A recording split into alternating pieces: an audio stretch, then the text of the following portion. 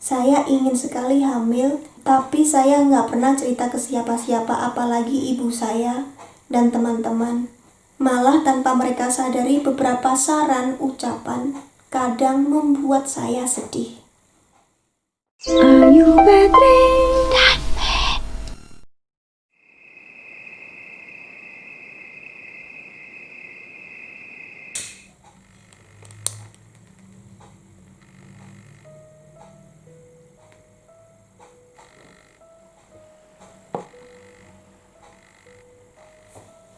Hai semuanya, apa kabar? Selamat datang di Ayu Petri dan Matt. Jadi beberapa waktu yang lalu saya sudah melemparkan tawaran untuk teman-teman semua yang sedang dalam masalah, ingin curhat tapi nggak ada tempat untuk curhat, ingin mendapatkan pertimbangan tentang suatu masalah, bisa tanya ke saya.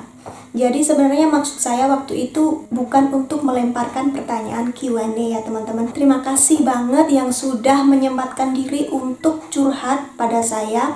Ternyata yang masuk banyak sekali, jadi kemungkinan video kali ini sangat panjang. Untuk pertanyaan-pertanyaan yang mengarah kepada Q&A, kemungkinan harus saya pisahkan. Video kali ini saya khususkan saja untuk teman-teman yang sedang membutuhkan bantuan atau setidaknya ingin mencurahkan isi hati. Semoga teman-teman yang lain yang sudah mengirimkan pertanyaan berbau Q&A bisa sabar. Oke, karena yang masuk banyak sekali, kita mulai saja untuk menjawab satu persatu. Sebelumnya, saya minta maaf kalau jawaban saya nanti tidak sesuai dengan harapan kalian. Untuk teman-teman yang lain yang bisa memberikan jawaban yang lebih bagus, lebih bisa memecahkan persoalan, silahkan saja ditulis di komen di bawah.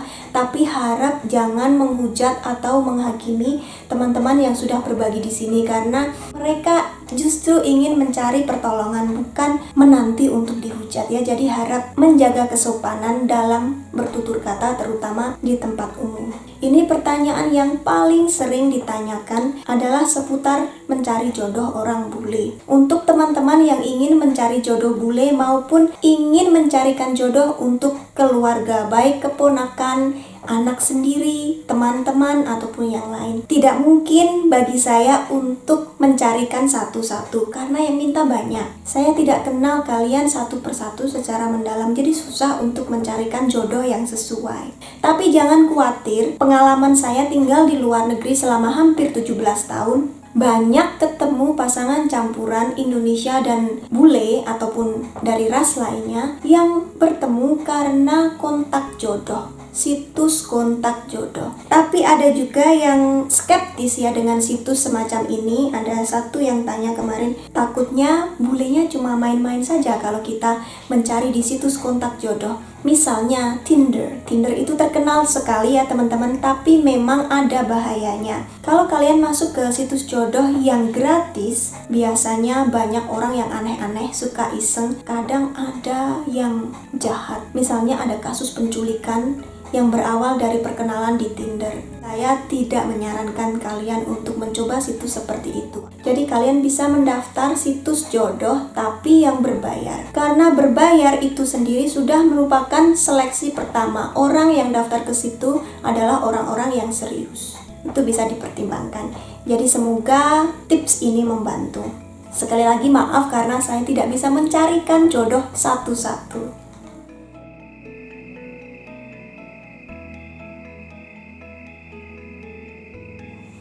Di usia pernikahan ke-6, kami belum dikaruniai keturunan. Tahap ini saya belum ada niatan lagi promil ke dokter. Membayangkan melakukannya sudah membuat saya stres duluan, lebih sering kecewanya. Saya sudah berumur 39 tahun dan suami 10 tahun lebih tua. Saya penderita PCOS. Sudah 2 tahun ini saya memutuskan keluar dari pekerjaan agar pikiran lebih tenang dan tidak lagi stres karena pekerjaan. Selama kerja, pikiran saya hanya tidak tegang sewaktu tidur saja. Jadi beliau ini memang stres ya karena kerjaan dan juga mungkin karena ingin punya anak. Sebenarnya ketika menikah, suami statusnya duda dan posisi anak-anak tinggal bersama mantan istri, ada 2 orang gadis-gadis yang manis. Setelah menikah pun mereka tidak ada bersama kami. Jadi dalam hal ini saya merasa berjuang sendiri. Tak ada kemauan lebih dari suami walaupun sekedar kasih semangat, apalagi mendorong saya untuk bangkit lagi ikut promil. Tapi saya tetap yakin Allah selalu menyayangi hambanya, dan saya hanya berpikir untuk memperbaiki diri. Mungkin saya memang belum layak untuk menjadi ibu, karena menjadi ibu itu tidak mudah. Saya pasrah dan tetap berusaha dengan minum jamu-jamuan, menjaga hidup sehat, makanan sehat, dan pikiran positif. Saya juga merantau sendirian tanpa ada keluarga, walaupun masih di Indonesia, hanya berlainan pulau dengan keluarga saja. Saya hanya sekedar cerita, Mbak. Saya ingin sekali hamil, tapi saya nggak pernah cerita ke siapa-siapa, apalagi ibu saya dan teman-teman, karena mereka punya masalah sendiri-sendiri. Dan kadang mereka juga sulit mengerti. Malah tanpa mereka sadari, beberapa saran ucapan kadang membuat saya sedih. Bukan maksud mereka seperti itu, tapi memang tidak semua orang bisa mengerti. Saya juga nonton YouTube-nya Mpok Ika atau beberapa yang juga sedang berjuang hamil, tapi mereka mendapatkan dukungan penuh dari suami dan keluarga. Tapi tak apalah Mbak Ayu, mungkin salah saya terlalu fokus dalam bekerja sehingga tidak perhatian dengan kesehatan dalam masalah reproduksi. Mbak Ayu mau membaca dan menanggapi ini saja, saya sudah agak plong. Saya bukan penyedih, bukan cengeng. Pengen bisa tertawa lepas kayak Mbak Ayu. Dari sini mungkin saya memang tidak bisa memberikan solusi, dan beliau juga tidak mencari, hanya membutuhkan tempat untuk mencurahkan hati tadi itu kan ya teman-teman. Mungkin saya bisa kasih saran sedikit kepada teman-teman yang mendapatkan curhatan seperti ini. Kadang kita bermaksud baik, setelah mendengarkan curhatan mereka kita akan memberi nasihat seperti ini. Kamu jangan terlalu melihat ke atas, ke orang lain yang bahagia, punya anak banyak, hidupnya sempurna, tapi lihatlah ke bawah. Masih banyak orang lain yang lebih menderita dari kamu. Penderitaanmu ini tidak seberapa, masa segini saja gak kuat. Kadang kita mengucapkan kata-kata seperti itu untuk memberikan semangat, tapi hasilnya orang yang bertanya itu tadi malah akan jadi semakin down. Karena masalah tiap orang itu beda, dan cara orang untuk bereaksi terhadap satu masalah itu pun akan beda. Ketahanan fisik dan mental tiap orang itu beda. Mungkin beberapa orang tidak begitu peduli karena mereka memang tidak seberapa mendambakan anak. Tapi ada orang yang sangat menginginkan punya anak tapi nggak bisa. Bayangkan kalau orang seperti Mbak ini ditanya berkali-kali, kapan punya anak? Padahal dia sudah berusaha tapi nggak bisa. Aduh, jangan sampai kita menyampaikan hal-hal seperti ini di depan mereka. Jadi tampaknya Mbak ini juga paham karena dari pihak suami 10 tahun lebih tua dan sudah punya anak 2 lagi dari istri yang pertama. Jadi memang mungkin sudah tidak menginginkan anak lagi. Tapi tampaknya posisi suami juga tidak menentang dan tidak juga mendukung. Jadi terserah, kalau dapat ya disyukuri, kalau enggak ya tidak apa-apa. Mungkin seperti itu. Ya semoga saya doakan keinginannya cepat terkabul, cepat hamil dan punya anak. Selain daripada itu yang bisa saya sarankan ya hanya ikhlas saja. Atau kalau mau solusi yang lain mungkin bisa juga mempertimbangkan adopsi. Tetap semangat ya Mbak ya, semoga apa yang dicita-citakan cepat terkabul dan jaga kesehatan. Pertanyaan selanjutnya adalah pertanyaan khas orang tua zaman sekarang. Apakah Mas Matt sudah menggunakan handphone sendiri? Apakah diberikan keleluasaan untuk bermain game online? Game apa saja yang dimainkan? Saya termasuk orang tua yang ingin mengikuti apa yang diajarkan pada parenting sharing yang beberapa kali saya ikuti, yaitu untuk tidak memperbolehkan anak memainkan game online kekerasan seperti Mobile Legends, Free Fire, Counter-Strike, dan lain-lain. Dan juga untuk memberi batasan anak menggunakan handphone. Saya sekarang bertambah tingkat kesulitannya untuk mengontrol durasi anak bermain handphone. Apakah ada saran? Anak saya kebetulan perempuan dan untuk game tidak terlalu susah untuk dibatasi. Tapi untuk mengakses YouTube masih perlu kerja keras. Kadang ketika sedang bersama dengan sepupunya, anak saya suka komplain dengan membandingkan itu Mas X saja boleh main Mobile Legends dan lain-lain. Terima kasih cerita-ceritanya Mbak Ayu, alhamdulillah sangat menginspirasi saya dalam belajar menjadi orang tua. Terima kasih juga sudah menonton dan sudah curhat. Kalau tentang gadget sebenarnya ada 2 kubu, ada 3 kubu. 1, orang tua yang sama sekali tidak membolehkan anak memakai gadget. 2, orang tua yang membatasi penggunaan gadget. 3, orang tua yang membebaskan anak menggunakan gadget. Semuanya mempunyai pro dan kontra masing-masing. Kalau menurut saya, kita tidak bisa menerapkan salah satu tanpa melihat karakter anak. Kita lihat dulu, anak menggunakan gadget itu untuk apa? Kalau hanya untuk bermain, sampai kecanduan, sampai lupa waktu, kadang kan ada ya, kita keluar, makan di restoran, anak nggak bisa lepas dari HP. Nggak tahu sedang apa, mungkin main, mungkin ngobrol sama temannya, atau entahlah. Anak zaman sekarang. Kalau seperti itu tentu saja harus dibatasi. Tapi untuk saya sendiri, anak saya tidak saya batasi menggunakan gadget baik HP maupun komputer karena dia menggunakan mereka untuk mengasah bakatnya. Untuk Matt, dia menggunakan HP dan komputer karena dia suka dengan computer programming, pemrograman komputer seperti ayahnya. Jadi dia jarang sekali bermain, bahkan dia tidak punya akun Mobile Legends, apalagi tadi Counter Strike. Saya sendiri nggak tahu ya game seperti itu, dia tidak tertarik.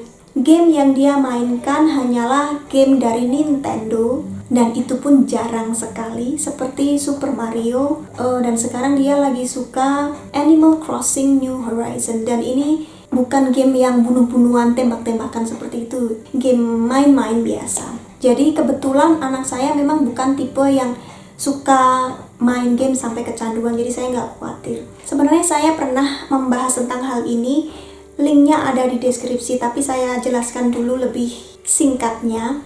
Jadi untuk anak seperti Matt, gadget itu dianggap sebagai hobinya. Misalnya seperti saya hobi menggambar.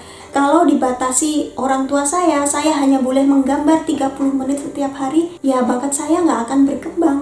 Jadi untuk Matt, pemrograman komputer itu butuh waktu lama, sampai berminggu-minggu mungkin, kalau programnya sangat susah. Dan dia sekolah sampai sore, kapan ada waktu untuk mengutak-atik komputer kalau tidak setelah sekolah? Jadi tidak bisa dibatasi. Seperti juga misalnya tidak ada atau jarang ada orang tua yang komplain ketika anaknya jadi kutu buku, membaca buku, semua buku dibaca. Dulu Matt belum bisa pegang komputer pun seperti itu, semua buku dibaca. Nggak ada orang tua yang komplainnya mungkin matanya akan jadi minus, butuh kacamata. Tapi kalau menggunakan komputer, menggunakan HP, banyak orang tua yang komplain. Tapi ada loh anak yang menggunakan HP juga hanya untuk membaca buku elektronik. Sekarang kan susah bawa buku besar kemana-mana, jadi mereka bacanya di HP. Kalau seperti itu perlu dibatasi atau enggak? Banyak orang tua yang khawatir kalau anak terlalu banyak melihat layar monitor, matanya akan rusak. Tapi ini saya sudah konsultasi dengan suami saya, Ayah Matt, yang matanya rusak gara-gara waktu kecil dia terlalu banyak nonton TV dan baca buku karena dia juga kutu buku. Waktu kecil belum ada gadget. TV yang layarnya cembung kayak zaman dulu itu ya teman-teman, itu memang berbahaya untuk mata kita. Tapi layar LCD, layar LED sekarang ini seperti di HP sudah jauh lebih aman dalam segi apa yang dipancarkan itu tadi ya. Jadi kalau ada bahayanya menggunakan ini, membaca dari layar monitor, itu sama saja dengan bahaya dari membaca buku. Jadi kita hanya terfokus pada hal-hal yang ada di depan kita. Kalau kebanyakan, mata kita akan minus dan kita butuh kacamata.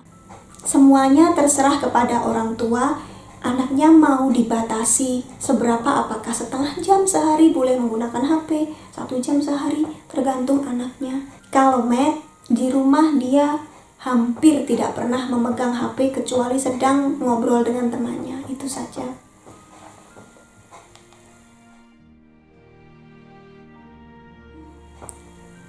Gimana gimana sih cara menghilangkan rasa benci kepada seseorang? Jujur saja, rasa benci itu sangat mengganggu dan bikin nyesek di hati. Tapi sejauh ini, meskipun saya benci, saya tetap bersikap baik di depan orang tersebut, dan sepertinya dia pun nggak tahu kalau aku benci dia. Saya lakukan ini bukan karena munafik, tapi karena kedewasaan dan nggak mau karena rasa benci itu jadi memutuskan silaturahmi. Mohon sarannya Mbak Ayu, saya pengen menghilangkan rasa benci itu, pengen hatinya damai, pengen hidup positif. Langkah pertama untuk menghilangkan kebencian sepertinya sudah dilakukan dengan benar, yaitu dipaksa. Wajar sekali kalau kita merasa benci terhadap seseorang, kadang tanpa ada sebabnya, atau karena sebab yang sepele, misalnya bentuk wajah yang kurang menyenangkan, cara berjalan yang aneh, cara ngomong yang kenceng, atau apapun lah. Dan selagi hati nurani kita tahu apa yang kita lakukan itu tidak baik dan berusaha menghentikannya, itu tidak apa-apa. Kalau mau jujur, susah sekali untuk 100% menghapus kebencian di hati. Tapi semakin umur kita bertambah, kebencian itu juga akan semakin luntur. Ini dari pengalaman saya ya, hal-hal yang dulu waktu saya umur 20-an bisa membuat saya marah, sekarang saya bisa menoleransi. Saran saya ada 2 hal yang bisa dilakukan. Ketika saya merasa tidak terlalu suka dengan seseorang, tetap saya paksakan untuk bersikap baik di depan orang itu, tapi saya tidak mau terlalu dekat. Karena berpura-pura baik dalam waktu yang lama itu susah.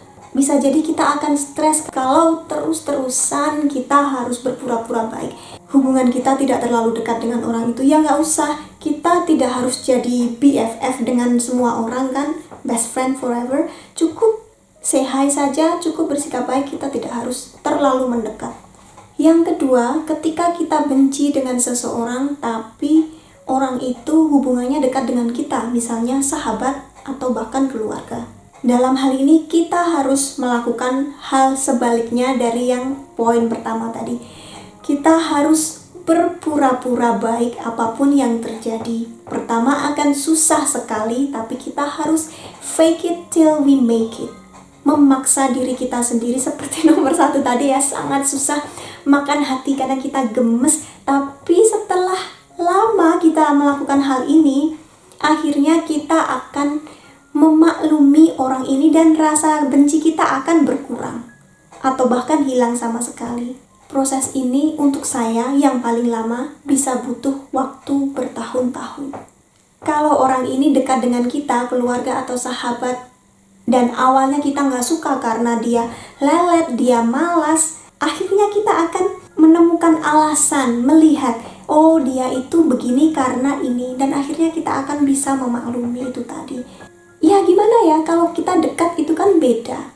Misalnya kita dimarahi ibu kita kan nggak akan ada dendam. Tapi kalau dimarahi orang yang lain, orang yang jauh, pasti ada dendam. Seperti itulah. Kita akan lebih memaklumi kelemahan orang yang dekat dengan kita.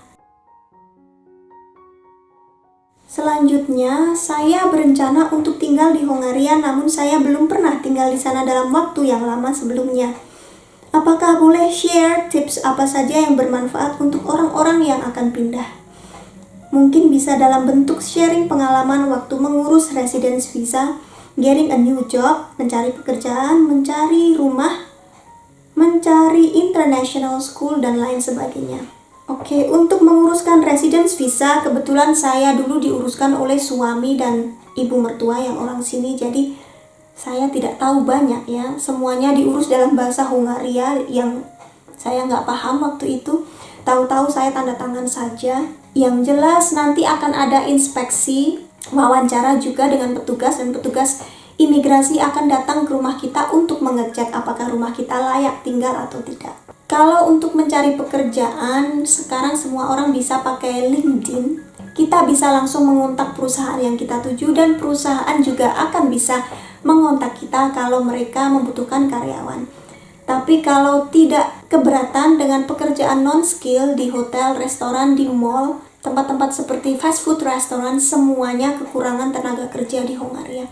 Jadi kita masuk saja ke salah satu mall di sini, di situ akan banyak lowongan. Tapi masalahnya semuanya butuh bahasa Hongaria.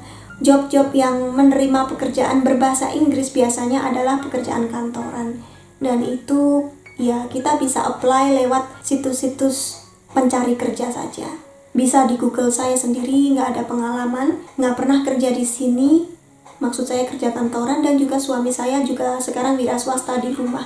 Untuk mencari rumah di sini bisa dilihat di website ini. Saya dulu juga mencari di situ, dan sepertinya semua orang di sini yang butuh rumah, baik menyewa maupun membeli, datangnya dari website ini.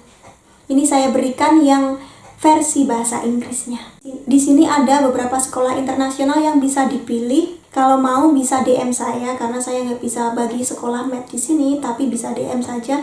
Ataupun bisa join ke grup ekspatriat yang ada di sini di Facebook. Saya tuliskan nama grupnya di sini. Teman-teman bisa tanya apa saja tentang seputar kehidupan ekspatriat di sini, termasuk mencari rekomendasi sekolah.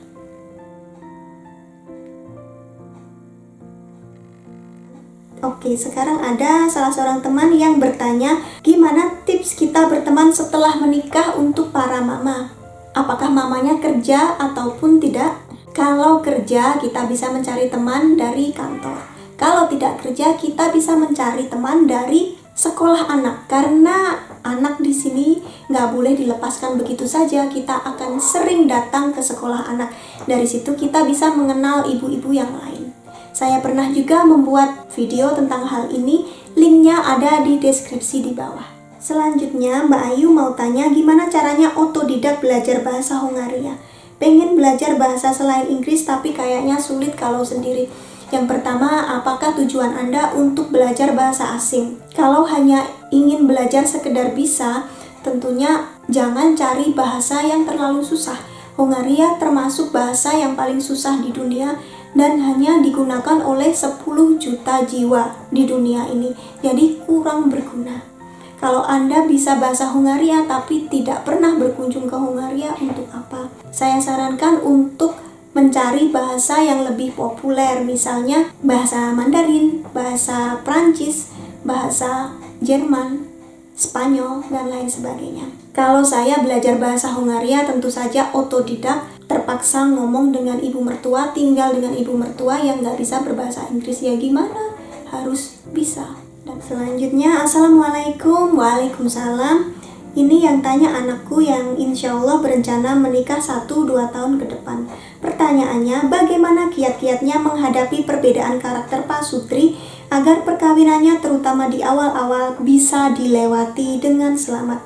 Ya, jadi perbedaan karakter itu pasti ada dalam setiap pernikahan karena dua orang anak kembar yang lahir dari rahim yang sama saja pasti karakternya juga beda. Dan sebetulnya kita tidak usah terlalu khawatir dengan tahap awal pernikahan. Ini disebut masa honeymoon atau bulan madu. Jadi dalam masa ini Pak Sutri akan sangat-sangat memaklumi apapun yang ada pada diri pasangannya. Perbedaan semuanya dimaklumi, yang ada di pasangannya itu tampak indah semuanya, yang ada bagus-bagusnya saja. Tapi ketika usia perkawinan makin bertambah, mungkin sekitar 5-10 tahun, 7 tahun mungkin. Makanya dalam bahasa Inggris ada namanya 7 years age. Biasanya dalam jangka waktu ini Pak Sutri sudah punya anak. Kalau kita mikirnya punya anak itu akan menambah kebahagiaan, itu betul, tapi juga menambah masalah. Istri akan lebih sibuk dengan anaknya, kadang suami cemburu, merasa diabaikan. Dan ini bisa jadi memicu pertengkaran. Istri merasa suami kurang perhatian karena terlalu sibuk dengan pekerjaan. Semua belang pasangan yang dulu ditutupi akan terbongkar karena kita hidup bersama bertahun-tahun, yang jelek-jelek akan kelihatan. Akibatnya Pak Sutri sering berantem atau malah cuek, tidak romantis lagi. Yang bisa dilakukan ketika ini terjadi adalah sempatkan untuk pacaran lagi ketika kita ada waktu, tanpa anak kalau bisa ya. Kebetulan kalau untuk saya dan Ayah Met ya nggak bisa karena kita hanya tinggal bertiga waktu itu di Singapura.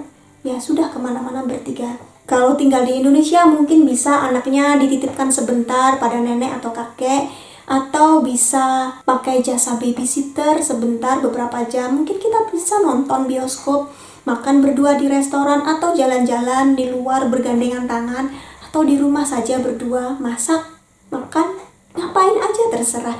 Yang penting gunakan waktu yang ada untuk memberikan perhatian kepada pasangan, itu saja. Hubungan pernikahan itu seperti tanaman, jadi kita juga perlu untuk menyiram dan memupuk agar tidak layu.